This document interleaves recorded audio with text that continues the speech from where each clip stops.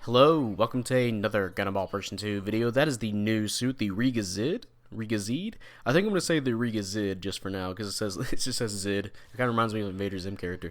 But yeah, this is a new 600 cost support, and I got two matches here for you. The first one's going to be on Arctic base by myself at 600, and the second match is going to be actually at 650. I'll be playing with Taru and Arm. I chose it because something weird happens at, I think, around the 3-minute mark, where the enemy team, one of them, I believe the double Zeta, starts glitching out where he's just invisible, and he starts going for bomb plants, and we're trying to defuse it. It's pretty funny, actually. I'll be sure to post that on its own at some point, so you guys can watch that and our reaction to that. But yeah, you know, I was playing 650 with that suit. I was like, oh hey, at least I did kind of okay, so I guess I'll post that as well for the initial thoughts. I kind of wish I got some more long-range maps, though, because this suit does have some nice range engagements it can do. Unfortunately, I just kept getting close-range maps. Yeah, again, I wanted maps like Supply Depot and Military Base. I think I got one colony drop, but that was like during the initial release of the suit, so I was still kind of messing around with it, unfortunately. But yeah, I wish I got some more long-range maps for you guys, so you can actually see some of the cool range stuff it can do, or at least the damage output it can do at range, because it doesn't have that bad of damage at all, really. But yeah, unfortunately, you don't get to see the full potential of this suit on these maps. But yeah, let's go ahead and get right to the stats of this suit. As I mentioned, this is a 600 support. You have 17,000 health with 28 ballistic resistance and 24 beam resistance. You have 14 melee resistance, 32 range strength, and 28 melee strength. You have 125 movement speed, which I believe, turns into 170 mobile armor mode. You have 190 boost speed, which is 230 in mobile armor mode, 70 thruster gauge, and 63 turning speed, which is 51 in mobile armor mode. And for slots, you have 13 close, 17 mid, and 14 long range slots. Now, I think 17,000 health, you know, starting off here, I think that's considered lower, on the lower end between some of the supports here, so that's definitely can be an issue. You do have 190 boost speed, which I believe is among one of the faster supports in the game. At least some of the supports, right? I believe the highest, I think, is 210, right? But 190 is still kind of up there, right? So there's that. And of course, you know, you can transform and get around faster, so there's that as well. And for part slots, or at least some of the builds I've done, I did do a build I kind of stuck with where I gave myself more beam resistance, around 40, and I gave myself a little bit more melee strength and range strength to kind of have like a general build idea going on, right? And then I had another build that I didn't really test out. I was kind of goofing around where I built like a melee resistance where I have 40 melee resistance. I was going to see if I can try and play this during some close range maps. I never got a chance to, unfortunately. I'll probably have to do it during the stream, right? Because it's just kind of a silly build. But yeah, I guess if you want to do that too, you can put melee resistance on. You can definitely do thruster gauge builds because that would help support this suit and its function of having a flight mode, right? So that'd be pretty good. So yeah, there's plenty of things you can do with this, so that's quite nice. But yeah, now we're on to the weapons. Starting off the primary weapons, you have the Re-GZID Beam Smart Gun, which is 1,100 damage per shot with 20% heat rate, 500 range, and you can charge this as well. So this is a burst fire weapon where if you press the trigger button, you'll do a 3-round burst. Now you can, you know, swap weapons in between each of those shots, just in case, right? If you don't want to overheat your weapon, or, you know, save some heat rate, right? So that's pretty nice. It will take all 3 shots to get a stun. So, you know, bop, bop, bop, somebody's stunned. Stun accumulation wise, which is, you know, not too bad. The only issue is I feel like it's just kind of awkward the way the projectile speed is and the time between each shots. It doesn't feel. I feel like the suit can be a little bit more consistent in that area. I feel like that could be a little bit faster, is what I'm trying to get at. So I feel like that'd be nice to see that be changed. I'm already talking about stuff that needs to be changed on this suit. Wow. So yeah, I feel like that would be a nice little change for this suit, is increase the speed of that, because it is kind of awkward in some of the more closer range engagements if you're trying to use that as a stun, right? But you can charge this up and get a instant stun, which will increase your range as well, and it will give you a penetration as well, or at least it will penetrate. So you can shoot through your teammates if you really wanted to, or shoot through enemies, shoot through your own base, which I don't see nearly enough people do to take out pilots that are bombing, right? But I think I did that against a Pixie who was trying to flank me, and it was just like, I'm like, you ain't flanking me, bro. I saw you. Boom, you're dead. But so yeah, you know, there's some versatility in the weapon there, and of course, since it has a lot of range, that's really good for poking, and it doesn't do that bad of damage. Where I believe during the Arctic base match, you'll see me poke for a pretty decent amount of damage, like 1,500 over, right? So if you keep on attacking somebody with that, you can get at least till you overheat, right? That can be almost 5,000 over 6,000 damage, right? Depending on how conservative you are with your heat rate. So not bad damage at all. It's just I wish the fire rate was a little bit faster to help it out. Your melee weapon, you have the Re-GZID Beam Saber, which is 2,100 damage. The downswing, I believe it shares the same downswing animation as the Jetta, and I think if I recall, the Jetta has a poking neutral, which this suit does as well, and it's a pretty decent, you know, poke, right? And the downswing, of course, does do a good chunk of damage. I believe in the second match against a Toadstritter, I did over 3,200 damage on a downswing to the Toadstritter, which is pretty beefy. So if you're trying to go in for melee, make sure you know, first the enemy is vulnerable to, and you can go in for the melee and get some really good damage output. Now you do have melee priority 1, unfortunately, so you're not going to be clashing with anybody. So be careful when you want to throw in that melee, right? So, but yeah, that's it for your primaries. And now on to your secondary weapons. You have the head-mounted Vulcan Mark II, which is 120 damage, 60 rounds, and 200 range. This stuns in 17 hits, so it's one of the better Vulcans. It does some really good damage, 120 damage per shot. So you know, you being a support, that will do some pretty good damage against generals.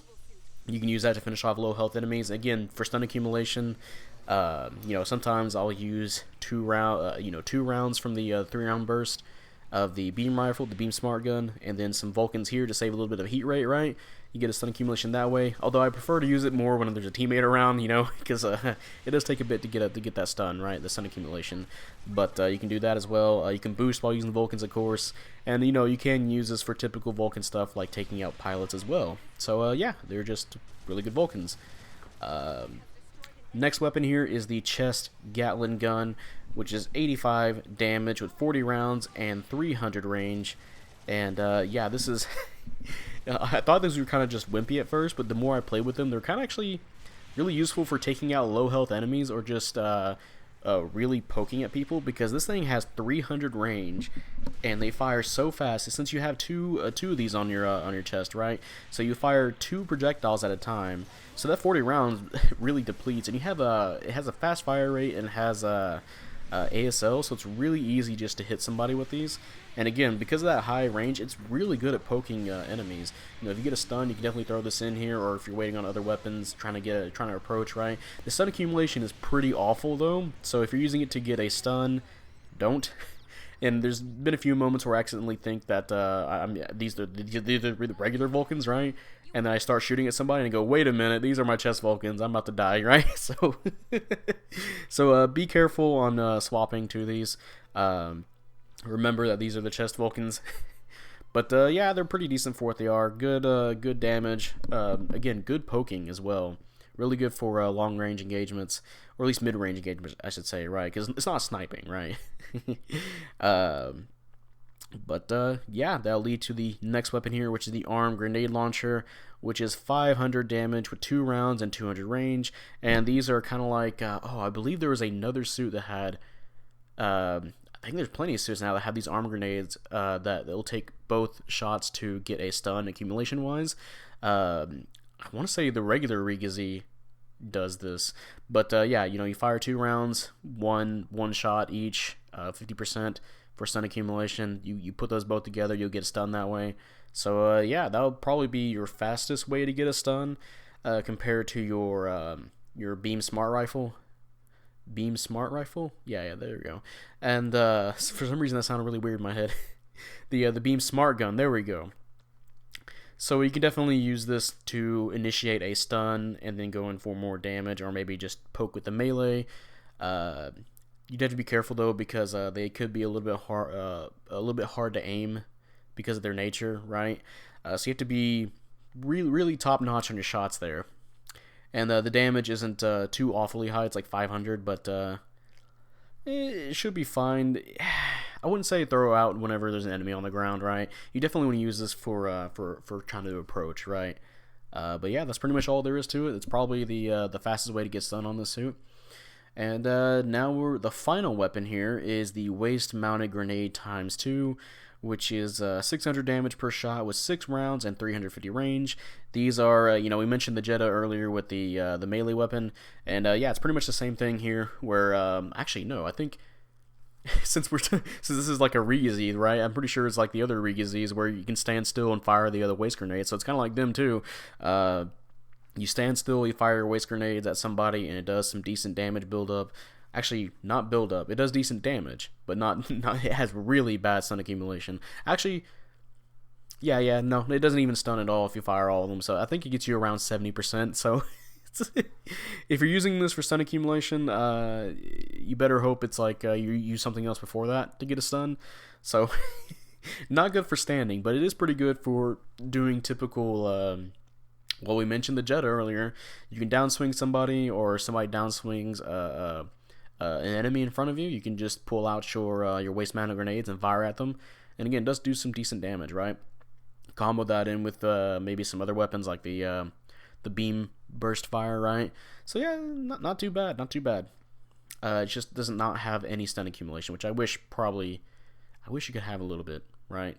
That way you can have at least some more reliable stun accumulation going on. And you do have a shield, which is the Re-GZID shield, which is 4,500 damage, and it's considered a large size shield. So yeah, you got a nice little shield, right? And then finally, you have a mobile armor mode weapon, and that is the Beam Smart Gun again. It is the only weapon you have, and that is 1,200 damage with a 50% heat rate and 400 range, and you can charge this. And I believe it will take 3 hits to overheat, but it will take 2 hits to stun, accumulation-wise. And if you charge this up, it actually charges really fast, and you'll do a 2-round burst fire and each shot will instant stun. However, this will overheat the gun for whatever reason. I guess they didn't want you to like spam instant stuns, right? But to be honest, like you only got one weapon, and it feels very empty. The mobile armor section of this suit feels like they could have done a little bit more with it. But I mean, hey, if somehow you can combo into this, I mean, you can get some good damage. I mean, again, the base damage is 1,200 damage per shot, so you can definitely fire 3 rounds of that, and maybe go into your beam smart gun afterwards, getting out of transformation, right?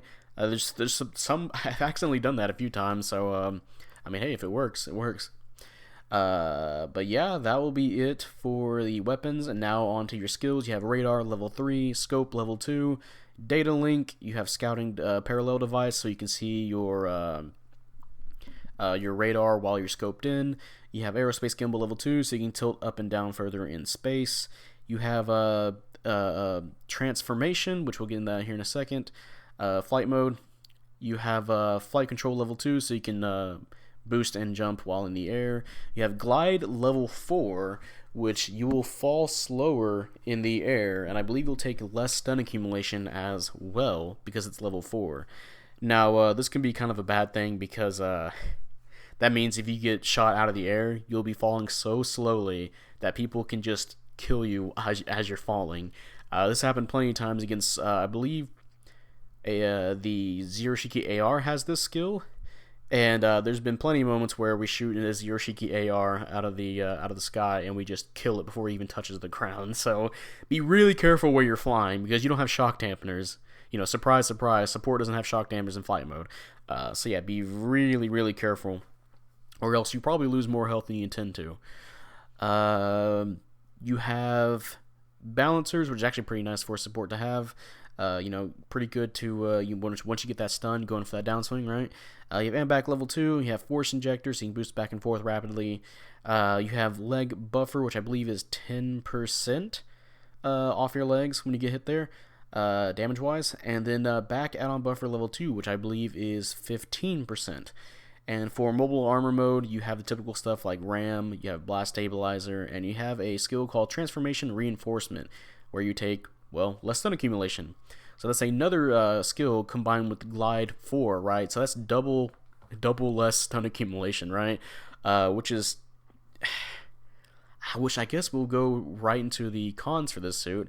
First of all, the cons here is that the flight mode is just your typical support flight mode, where it's nice that they give you transformation reinforcement and glide level 4. So stun accumulation suits, like if you're fighting another Re-GZID, it's going to be hard for them to stun you out of the sky, right? However, because you're at this cost called 600, pretty much every suit has an instant stun, and you're going to get shot out of the sky pretty damn easily if you're not very careful. And as we mentioned, glide level 4 makes you fall very slowly, and that can set up just deaths against you. In fact, I don't think I've ever tried to fly using this suit, because I know as soon as I start taking off in the sky, I'm going to get shot immediately, and it's not worth it, to be honest. Especially with only having one mobile armor weapon. If my team is like ganging up on one person that's left alive, I might transform and throw in a few shots, right? But I really don't see a reason to transform unless you're using it to get to a better position, which would go into the pros, which we'll go into here in a bit. But yeah, so first little con here is that you have typical support flight capabilities, which is you can get shot very easily out of the sky, and it can kind of fuck you over. Another con here is just typical support stuff as well. No dodge roll, no shock dampeners, which it's not too big of a con, because every other support has this as well. But just be careful around instant stun suits with multiple stun accumulations, or I say stun accumulation, multiple stuns, right? You can get stun locked. So that'll be it for that. Some other downsides, you don't have a instant stun weapon. Now technically you do have one from charging your beam smart gun, right? But it's not naturally instant stun, right? You have to charge that. So you don't have a single instant stun weapon in your weapons, right? So if you're going to fight somebody head on, or somebody approaches you, you have to rely on getting a stun accumulation, or you already have to have your beam rifle charged up for an instant stun. So you have to be really, really careful in engagements when people are approaching you, because more often than not, they're gonna have an ability to stun you, and you won't be able to stun them as fast, right? You have to hope they miss, or you're really good at aiming, right? Or, maybe if you're on a longer range map, which I wish I was, if I was playing this suit, you can engage them from a distance, right? And hopefully damage them enough to where when they finally start approaching you, like really getting close to you, they'll be near death and you can kind of finish them up, or maybe a teammate will finally show up and help you. So, that's another thing, is that your stun accumulation, you're very heavily stun accumulation based. No instant stuns unless you charge your beam rifle. So that can be kind of a downside too for engagements. Anything else I can think of off the top of my head? The beam rifle, the beam smart gun, I wish that that fired a little bit faster. It does feel a little bit awkward trying to use that as a way to hit people, because it just feels really easy to swerve around, right? I don't think fighting against other Re-GZIDs that I've been stunned by the beam rifle, they usually have to throw in another weapon, or I say stunned by the beam rifle, by the 3-round burst, the initial 3-round burst, right? They have to throw in another burst, or like I said, throw in another weapon. So it's not it just doesn't feel very reliable, and I think that kind of goes into the idea that the suit doesn't feel very consistent overall for me. Combined with, I gotta mention, we talked about stun accumulation. Some of your weapons have really shit stun accumulation, like just flat out terrible. The chest Gatling gun, it does have really high damage and really good range. It doesn't have any stun accumulation whatsoever. I do wish that maybe it doesn't have to be, really high, but at least a little bit better than what it does. It's like less than half for all your shots, which is like, oh god. So I wish they'd buff that up. And the waist-mounted grenade ×2, I wish that had more stun accumulation. You can fire all 6 of those and not get a stun, which is maybe make that, I don't know, I'll take 4 or even like 5, at least something to like confirm, right? At least some kind of stun accumulation on that. or at least something to get a stun with that, to combine that with other weapons for a more reliable stun, right? So yeah, the suit just doesn't feel very consistent trying to get stuns, right? Now, of course, if you're doing a job of support, you're pairing up with generals, you can do fairly well, because again, the damage isn't bad, which we'll go into the pros now. The damage output is actually pretty high on this suit, so that's the first pro, especially with the beam rifle. If you can get consistent hits in, yeah, you'll be just melting supports. You'll be melting general health just pretty quickly. And of course, some of your weapons do have some pretty nice attributes, where the Gatling gun does have a really good poking game with really good damage output. Really good for finishing off low health enemies, by the way. I think I mentioned that, but just to reiterate, right? That's really nice. The head mounted Vulcans, of course, they're the good Vulcans too, which is pretty good.